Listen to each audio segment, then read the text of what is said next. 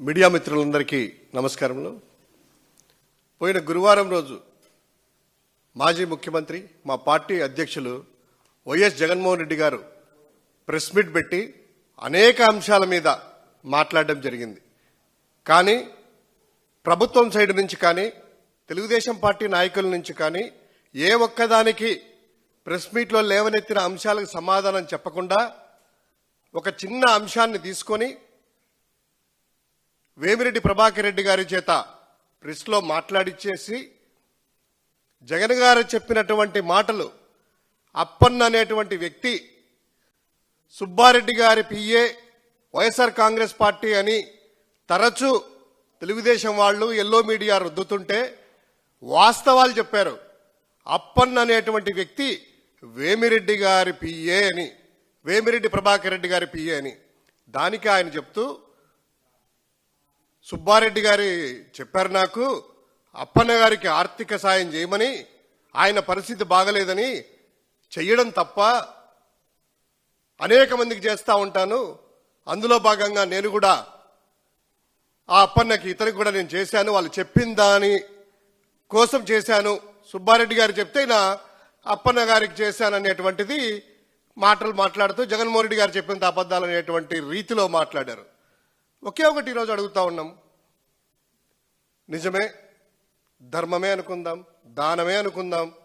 ఎవరైనా కూడా ధర్మమో దానమో అంటే లేదా ఆర్థిక సాయమో అనుకుంటే ఏదో ఒకసారి 50,000, 1,00,000, 10,000, 5,000 శక్తి కొద్దీ వాళ్ళ అవసరం కొద్దీ ఏదో ఇచ్చేస్తారు. సరే, ఈయన కూడా ఇచ్చినాడు అనుకుందాం ఆయన చెప్పినట్టు ప్రకారము.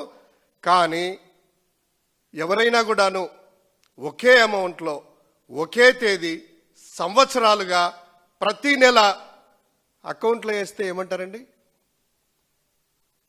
దానం అంటారా? ధర్మం అంటారా? ఆర్థిక సాయం అంటారా? లేదా ఉద్యోగికి ఇచ్చినటువంటి జీతం అనుకుంటారా?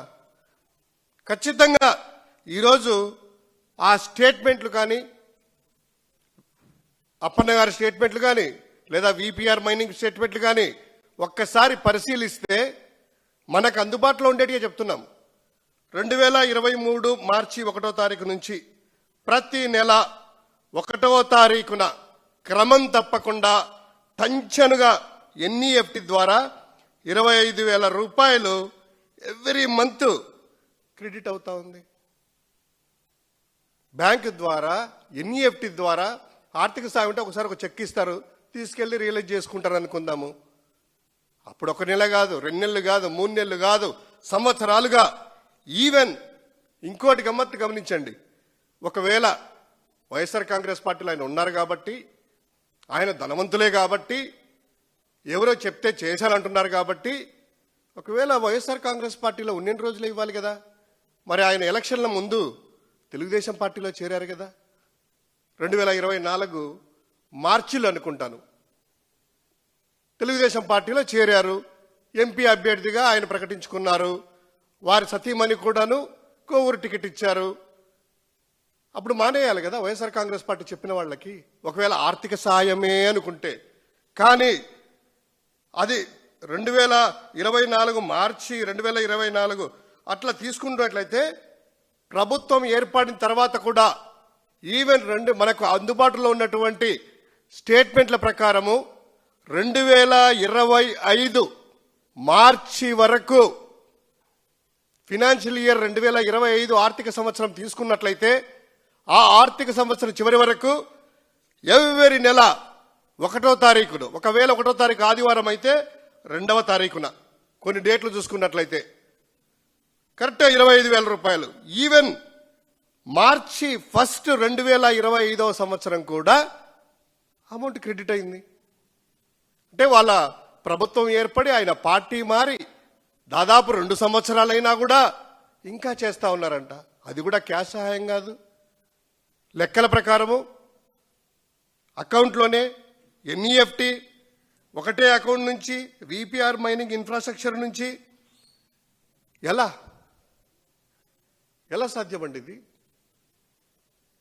అంటే జగన్మోహన్ రెడ్డి గారి మీద ఏదో ఒకటి వాళ్ళు స్క్రిప్ట్ పంపిస్తే ఈయన చదవడమా? జగన్మోహన్ రెడ్డి గారి నిజాలు చెప్పినా కూడాను నిజాలు ఒప్పుకోకుండా సైలెంట్గా ఉండండి. అంటే ఎల్లో మీడియా ఉంది, రాస్తారు.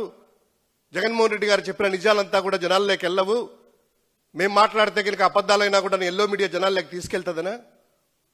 తప్పు కదండి. మరి దీనికి సమాధానం ఏం చెప్తారు?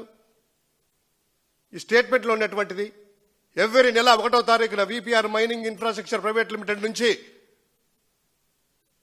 సేమ్ అమౌంట్ 25,000 రూపాయలు శాలరీగా అప్పన్నకి క్రెడిట్ అవుతూనే ఉంది. దీన్ని మభ్యపుచ్చడానికి ఎందుకు ఇట్లా లేనిపోయినంతా కూడాను? ఏదో విధంగా వైఎస్ఆర్ కాంగ్రెస్ పార్టీకి, వైఎస్ఆర్ కాంగ్రెస్ పార్టీ నాయకులకి ఏదో జరిగిపోయింది, వీళ్ళంతా ఎవరు ఏ తప్పు చేసినా కూడాను వాళ్ళందరూ కూడాను వైఎస్ఆర్ కాంగ్రెస్ పార్టీకి అంటకట్టడము, తప్పు చేయకుండా కూడాను వాళ్ళని పట్టుకొని వాళ్ళ ద్వారా వైఎస్ఆర్ కాంగ్రెస్ పార్టీ నాయకులని, పార్టీని ఇరికించడము, జనాల్లో బదనాం చేయాలనేటువంటి మీ ఏకైక అజెండా ఇది కాదా? మరి దీనికే సమాధానం చెప్తారో చూడాలి. ఏముంది సమాధానం? అబద్ధాలు వండి వార్చడమే. వాళ్ళ ఛానళ్ళు ఉన్నాయి, వాళ్ళ మీడియా ఉంది, వాళ్ళ వ్యవస్థ, వాళ్ళ యంత్రాంగం ఉంది కాబట్టి అబద్ధాలు ఆడడమేనా?